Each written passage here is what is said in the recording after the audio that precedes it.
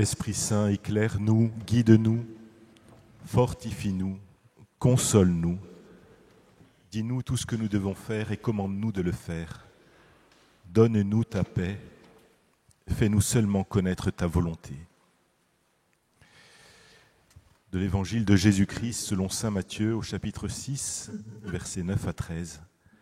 Vous donc priez ainsi.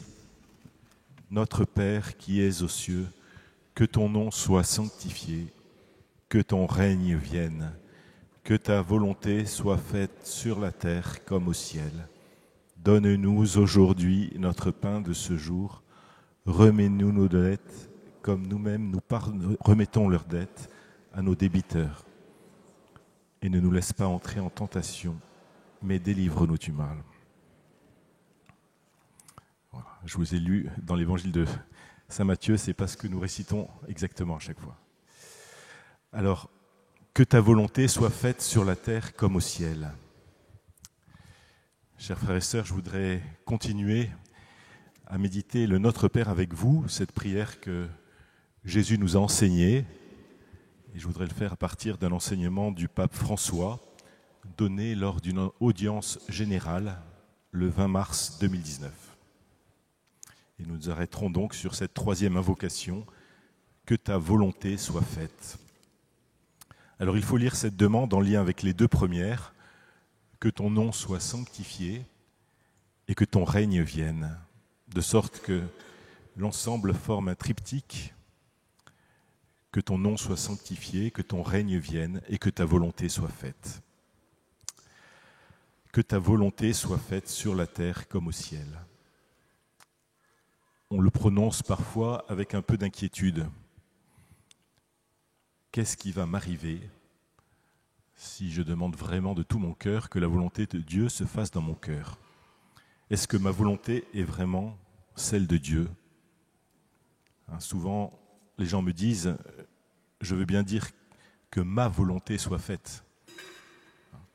Mais dire à Dieu et lui laisser le volant que ta volonté soit faite, on veut bien que Dieu nous aide, mais pas forcément qu'il nous guide.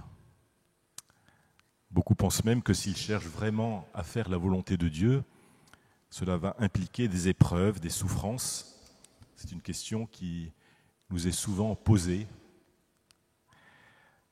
Alors je vous propose de réfléchir quelques instants en silence, chacun dans votre cœur, et de vous demander qu'est-ce que la volonté de Dieu pour moi ? Qu'est-ce que je répondrais à quelqu'un qui me poserait cette question ? Qu'est-ce que la volonté de Dieu ? Je vous laisse quelques secondes pour réfléchir.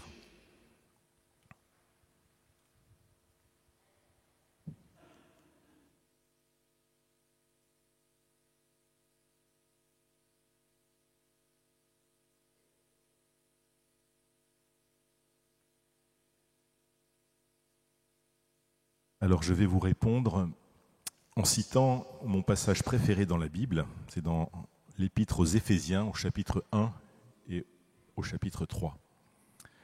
En Éphésiens 1, versets 3 à 10, « Béni soit Dieu, le Père de notre Seigneur Jésus-Christ. Il nous a bénis et comblés des bénédictions de l'Esprit au ciel dans le Christ. Il nous a choisis dans le Christ dès avant la fondation du monde, pour que nous soyons saints et immaculés devant lui, dans l'amour. Il nous a prédestinés à être pour lui des fils adoptifs par Jésus le Christ. Ainsi il a voulu sa bonté, à la louange de gloire de sa grâce, la grâce qu'il nous donne dans le Fils bien-aimé. En lui, par son sang, nous avons la rédemption, le pardon de nos fautes. C'est la richesse de la grâce que Dieu a fait déborder jusqu'à nous en toute sagesse et intelligence. Il nous dévoile ainsi le mystère de sa volonté, selon que sa bonté l'avait prévu dans le Christ, pour mener les temps à leur plénitude, récapituler toutes choses dans le Christ, celles du ciel et de la terre. » Et à la fin du chapitre 3 de l'Épître aux Éphésiens, les versets 17 et 19, « Que le Christ habite en vos cœurs par la foi, restez enracinés dans l'amour, établis dans l'amour. Ainsi vous serez capables de comprendre avec tous les fidèles quelle est la largeur, la longueur, la hauteur, la profondeur. Vous connaîtrez ce qui dépasse toute connaissance, l'amour du Christ. Alors vous serez comblés jusqu'à entrer dans toute la plénitude de Dieu. Voilà la volonté de Dieu, que nous puissions entrer dans toute la plénitude de son bonheur dans la Trinité, que nous soyons divinisés. C'est extraordinaire, non ? Moi, j'ai envie que ce projet de Dieu se réalise pour moi et pour chaque personne humaine. Il n'y a pas à avoir peur, il s'agit d'épouser joyeusement la volonté divine. Il s'agit de consentir à ce projet merveilleux de Dieu sur nous. Et si nous avons peur, c'est que, en fait, nous avons une fausse idée de Dieu. Ça veut dire que nous n'avons pas confiance en lui, en son projet de bonheur pour nous. Ça veut dire que nous sommes comme Adam et Ève, lors du péché originel. Ils n'ont pas fait confiance en Dieu, ils ont écouté le serpent. Alors, dans une homélie récemment, un diacre racontait que, lors d'une évangélisation de rue, il avait parlé à 2 jeunes femmes qui refusaient l'idée de Dieu, parce que selon elles, Dieu nous compliquait vraiment la vie, et que cela n'apportait pas grand-chose. Alors ce diacre a eu l'idée de donner son témoignage, comment il avait fait l'expérience de l'amour de Dieu, et comment cela l'avait conduit à rentrer au séminaire pour devenir prêtre. Et ces 2 jeunes femmes ont été bouleversées alors devant son témoignage, et elles disaient « Jamais on ne nous a parlé comme cela de Dieu. Pour nous, Dieu, c'était une loi, c'était des commandements. Jamais on ne nous avait dit que Dieu était amour et qu'il nous aimait. » Oui, comme chrétiens, c'est notre mission, annoncer l'amour de Dieu. Le Seigneur compte sur chacun de nous. Parce qu'il y a tellement de gens qui ont des idées tordues sur Dieu ou qui n'ont jamais entendu parler de lui. Et au début de la Bible, dans le livre de la Genèse, nous voyons bien que Dieu crée le monde par amour. Il prend des soins inlassables pour veiller sur l'homme et sur le monde. Et puis, il y a eu donc ce péché originel d'Adam et Ève, qui ont douté de Dieu, qui ont voulu être heureux et vivre sans Dieu. Et malheureusement, nous savons que c'est encore la situation de notre monde aujourd'hui. Mais heureusement, depuis le péché originel, Dieu vient chercher l'homme. Tout de suite après le péché, Dieu vient dans le jardin et il demande « Adam, où es-tu » Depuis le péché originel, Dieu cherche l'homme. Il cherche chacun de nous pour nous ramener à lui, pour nous combler de son amour et de sa vie éternelle. Mais on l'oublie ou on ne le sait pas. On a l'impression que c'est nous qui devons chercher Dieu. Et en fait, dans l'Évangile, on trouve souvent cette inversion de perspective. Zachée, qui était pécheur, monte sur un arbre parce qu'il veut voir Jésus. Mais il ne sait pas que bien avant, Dieu s'était déjà mis à sa recherche. Et en arrivant devant lui, au pied de l'arbre, Jésus lui dit « Zachée, descends vite, aujourd'hui, il faut que j'aille demeurer dans ta maison. » Et à la fin, il déclare « Le Fils de l'homme est venu chercher et sauver ce qui était perdu. » Voilà la volonté de Dieu, celle pour laquelle nous prions dans le Notre Père, afin qu'elle se fasse, que nous soyons sauvés, que nous puissions parvenir à la vie éternelle.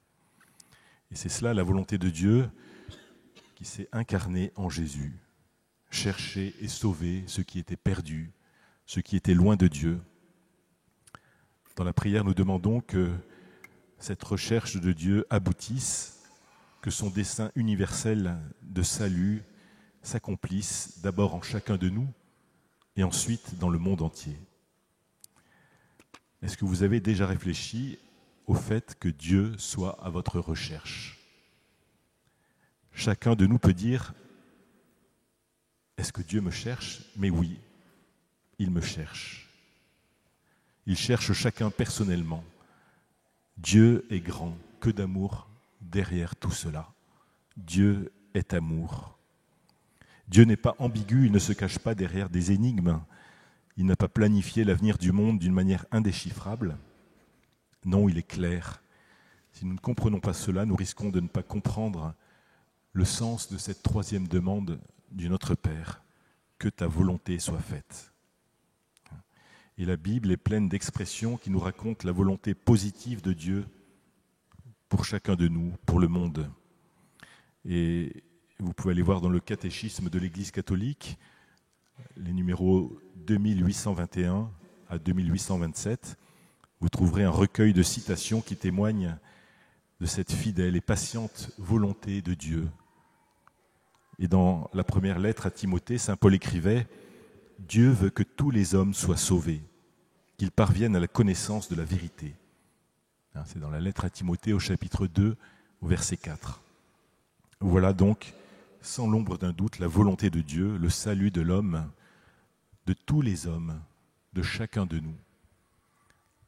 Avec son amour, Dieu frappe à la porte de notre cœur. Pourquoi ? Eh bien, pour nous attirer à lui et nous faire avancer sur le chemin du salut, le chemin de la vie éternelle. Dieu est proche de chacun de nous par son amour, pour nous prendre par la main, parce que c'est un Père qui veut conduire ses enfants et nous conduire au salut. Que d'amour derrière cela. Aussi, quand nous prions « Que ta volonté soit faite », nous ne sommes pas invités à incliner la tête comme si nous étions des esclaves. Dieu nous veut libres, et c'est notre amour pour lui qui nous libère. Le Notre Père est la prière des fils et des filles de Dieu qui ne sont pas des esclaves, mais des fils et des filles qui connaissent le cœur de leur Père et qui sont certains de son dessein d'amour. Et malheur à nous si, en prononçant ces paroles, nous haussons les épaules en signe de résignation devant un destin qui nous semblerait impitoyable et que nous ne pourrions pas changer. Au contraire, prier que ta volonté soit faite, prier notre Père, c'est une prière pleine de confiance envers Dieu, qui veut pour nous le bien, qui veut pour nous le salut, qui veut pour nous la vie éternelle. C'est une prière courageuse et même combative, parce que dans le monde, il y a tellement trop de réalités qui ne sont pas selon le plan de Dieu. Nous les connaissons, toutes ces réalités qui nous choquent chaque jour dans les médias et autour de nous.